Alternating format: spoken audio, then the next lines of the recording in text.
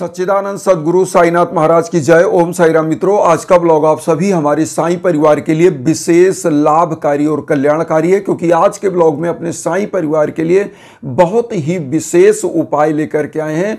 जब आपके घर परिवार में नकारात्मक शक्तियां हावी होती हैं तो वह किस प्रकार का सिम्टम आपके घर में प्राप्त होता है और आप उसको कैसे जान सकते हैं कि हमारे घर में नकारात्मक शक्तियां हैं। तो सबसे पहले तो आप जान लें, जब आपके घर में निगेटिव एनर्जी वास करती है तो ऐसे समय में घर का वृद्धि विकास रुक जाना या कोई बिजनेस व्यापार है उसमें लगातार घाटा लगना, युवा बच्चे बच्चियां जो कॉम्पिटिटिव एग्जाम्स की तैयारी कर रहे हैं उनको असफलता बार बार मिलना, घर परिवार में अचानक से कोई घटना होना, दुर्घटना घट जाना जिसके कारण से परिवार एकदम तबाह की स्थिति में हो जाता है। कई बार अचानक से लोगों को असाध्य रोग हो जाना, परिवार में आपस में वैचारिक तालमेल न बनना, ये सब आपके एक प्रकार से नकारात्मक ऊर्जाओं के कारण भी होता है। ग्रह बाधाएं तो होती हैं, लेकिन निगेटिव एनर्जी ही जब ग्रह बाधाओं के साथ एकदम सम्मिलित हो जाती हैं तो वही क्या करती हैं, भ्रष्ट कंडीशन बना देती हैं और आपका जीवन एकदम से अस्त व्यस्त हो जाता है। ऐसे समयों में आपको कुछ उपाय करने चाहिए। देखिए, कलयुग में गुरु तत्व की प्रधानता के बारे में बताया गया है, क्योंकि लिखा है हरि रूठे गुरु ठौर है, गुरु रूठे नहीं ठौर।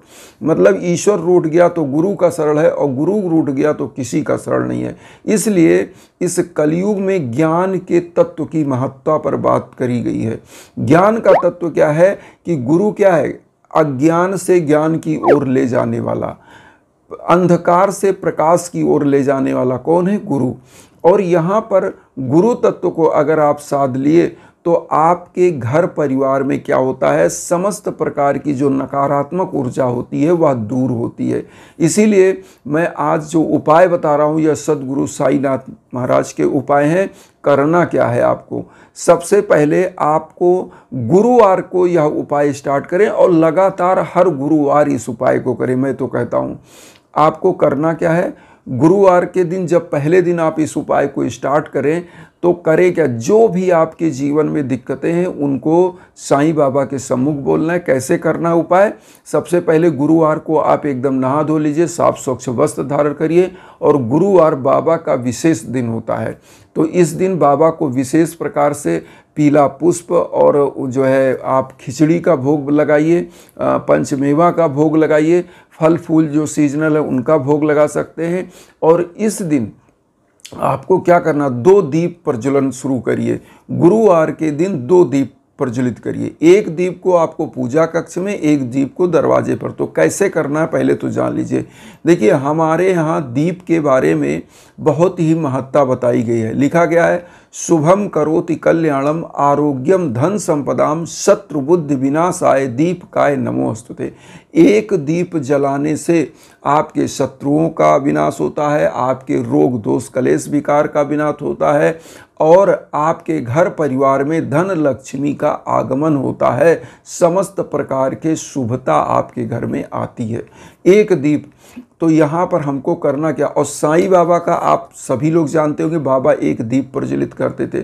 4 से 5 घर वह भिक्षाटन करके जो तेल मांग के लाते थे, उस तेल को वह जो है द्वारिका माई मस्जिद में वो जलाते थे, दीप मालिका, और वहाँ पर वह एकटक निहारा करते थे उस दीप को।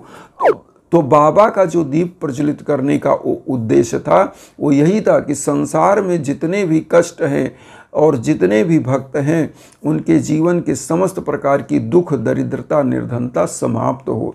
तो इसीलिए इस उपाय को करना है। कैसे करना है, सबसे पहले आपको गुरुवार को एक नारियल लीजिएगा। बाबा को अति प्रिय था नारियल, तो पहले जब आप इस उपाय को स्टार्ट कर रहे हैं उस समय से आप इसको करिए संकल्प के साथ। जो भी जीवन में दिक्कतें हो, कष्ट हो, जो मांगना चाहते हैं वो सब कुछ बाबा के सम्मुख मांगना है। बाबा, आपको पता होगा, आप साईं सच्चिद अगर पढ़े होंगे तो बाबा के शिरडी में जो भी जाता था तो बाबा उससे, जिसको जानते थे इसके ऊपर ज़्यादा कष्ट है, उससे वह दक्षिणा भी मांग लिया करते थे। तो वह दक्षिणा देने से आपके परिवार की समस्त कष्ट भव बाधाएं दूर होती। तो इसीलिए बाबा को जो नारियल आप लीजिए उसमें कुछ दक्षिणा 11 रुपये, 21 रुपये, 51 रुपये, जो आपका समर्थ हो वह दक्षिणा उस पर रखिए। पीला पुष्प लीजिए और अपने संकल्प को वहाँ बाबा के सम्मुख बोलिए। बाबा को पीले आसन पर स्थापित करिएगा और एकदम से बाबा को अगर मंगल स्नान करा पाएँ, अगर आपके पास इटालियन मार्बल की मूर्ति है तो उसको करा लीजिए, और जो जल बाबा को नहलाएंगे उस जल को पूरे घर में छिड़किएगा। अब यहाँ जो हम संकल्प बता रहे हैं, नारियल रख लिया, दक्षिणा रख लिया, पीला पुष्प रख लिया, अपनी मन की सभी मनोकामनाएं जो मांगना चाहते हो बोलिए बाबा के सम्मुख। फिर आप इस नारियल को, दक्षिणा को, पुष्प को अर्पित करिए उनके चरणों में। बाबा को तिलक चंदन लगाइए और वही तिलक चंदन स्वयं लगाइए, और बाबा की ऊदी अगर आपके पास है तो उसको भी आप चंदन के रूप में लगाइए। अब यहाँ पर एक काम आप करिए, 2 दीप प्रज्वलित कर दिए और धूप बत्ती प्रज्वलित करिए।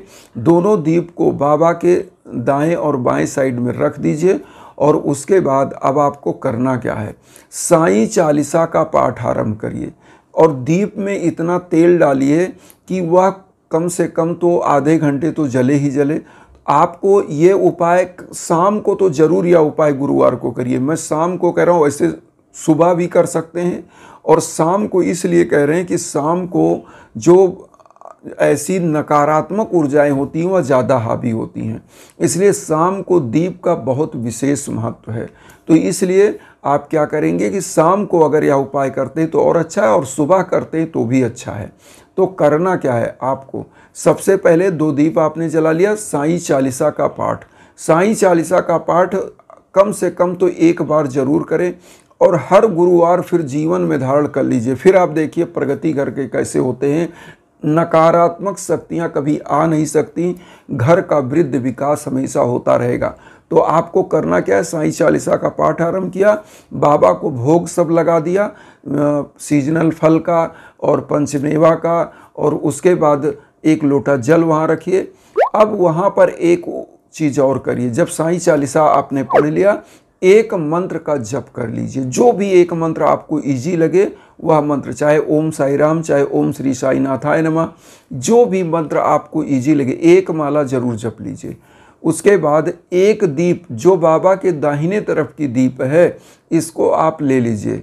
जो आप ऐसे सामने बाबा के बैठे हैं और बाबा का मुंह आपकी तरफ है, तो जो आपके राइट हैंड साइड में दीप आपने रखा है बाबा के तरफ, उस दीप को ले लीजिए। उस दीप को आप अपने घर के मुख्य दरवाजे के एग्जिट पॉइंट के राइट हैंड साइड में आप रख दीजिए। ये दीप प्रतिदिन, मतलब वैसे तो दीप प्रतिदिन शाम को जलाना चाहिए, लेकिन गुरुवार को तो जरूर प्रज्वलित करिए। और जहाँ दीप प्रज्वलित होता है वहाँ के समस्त अंधकार मिट जाते हैं। अंधकार मीन्स निगेटिव एनर्जी दूर हो जाती है, और वहाँ धन लक्ष्मी खिंची आती है। वहाँ समस्त प्रकार के शुभता के लक्षण अपने आप विद्यमान होने लगते हैं, और समस्त कार्यों में आपको सफलताएं मिलती हैं। अब यहाँ पर जो नारियल आपने चढ़ाया प्रथम बार, देखिए एक ही बार संकल्प के रूप में नारियल आपको चढ़ाना है, और इस नारियल को आप क्या करें, चाहे तो किसी साईं मंदिर में अर्पित कर दें, और जो दक्षिणा है बाबा के वहीं साईं मंदिर में ही ले जाके जो दान पात्र होता है वहाँ डाल दें। उसके बाद क्या करें, अगर नहीं वहाँ साईं मंदिर चढ़ा पा रहे हैं तो आप क्या करिए, ये जो नारियल है इसको किसी बहते जल में प्रवाहित कर दें, और दक्षिणा को किसी गरीब व्यक्ति को दान कर सकते हैं। अब यहाँ पर आता है कि ये चीज़ तो हो गया, सबसे बड़ा चीज़ कि जो बाबा को आपने मंगल स्नान कराया उस जल को पूरे घर में कोने कोने में छिड़क दें, अगर आपके पास मूर्ति है तो। नहीं तो कोई दिक्कत नहीं, ये नहीं कि मंगल स्नान नहीं करा पाए तो हम कहाँ जल पाएँ। आपको अगर मूर्ति है तब ये करना है। एक चीज़ यहाँ पर और करना है, बाबा की ऊदी का प्रतिदिन आप तिलक करिए, तो उससे आपका चित्त और व्यक्तित्व दोनों अच्छा होता है, और आप सदैव सकारात्मक सोच के साथ आगे बढ़ते हैं, क्योंकि यह अपने आप में रामबाण है। अब यहाँ पर एक चीज़ हम और बताएंगे, हमारे एक ऐसे ही बहुत ही अनन्य साईं भक्त जो हमारे साथ जुड़े थे, जिनके लिए हमने यज्ञ आयोजन किया। आज इनका भी बहुत ही अच्छे, हमारे पश्चिम बंगाल के लगातार उनके मैसेज आ रहे हैं बहुत सारे लोगों के।